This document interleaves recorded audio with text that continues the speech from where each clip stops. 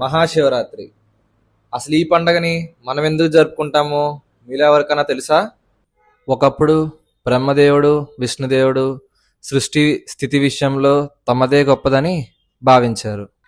ఈ సృష్టి చేసిన వాడిని నేనే, అందుకే నేనే గొప్పవాణ్ణి అని చెప్పి బ్రహ్మదేవుడు. ఈ ప్రపంచాన్ని కాపాడుతున్నది నేనే, అందుకే నేనే శ్రేష్ఠుని అని చెప్పి విష్ణుదేవుడు. ఈ వాదన అహంకారంగా మారిన వేళ సర్వలోకాలన్నీ కంపించేలాగా ఆకాశం నుంచి పాతాళం వరకు ఒక అంతులేని అగ్నిస్తంభం ఏర్పడింది. ఆ జ్యోతి భయంకరంగా కాదు, శాంతిగా అపార శక్తితో వెలుగుతుంది.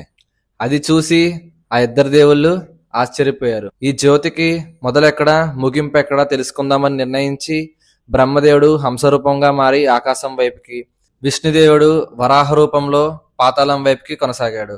ఇలా కొన్ని సంవత్సరాల వరకు జరిగింది. కానీ విష్ణుదేవుడు నాకు అంతం దొరకలేదని వెనక్కి తిరిగి వచ్చాడు. కానీ బ్రహ్మదేవుడు నాకు ఆది దొరికింది అని చెప్పి అబద్ధం చెప్తాడు. అదే సమయానికి ఆ జ్యోతిలో నుంచి ఆ పరమశివుడు ప్రత్యక్షమయ్యాడు. శివుడు ఇలా అన్నాడు, నాకు ఆది లేదు, అంతం లేదు, నేనే అనంతం అని. బ్రహ్మదేవుడు అబద్ధం చెప్పడంతో శివుడు కోపగించి నీకెప్పుడు భూలోకంలో పూజలు జరగవని శివుడు బ్రహ్మదేవుణ్ణి శపిస్తాడు.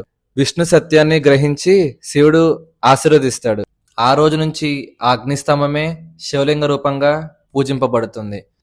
ఆ పవిత్ర రాత్రే మనం మహాశివరాత్రిగా జరుపుకుంటాము. ఈ మహాశివరాత్రి వీడియో ఇంకా అయిపోలేదు. మరొక వీడియోతో మీ ముందుకు వస్తాను.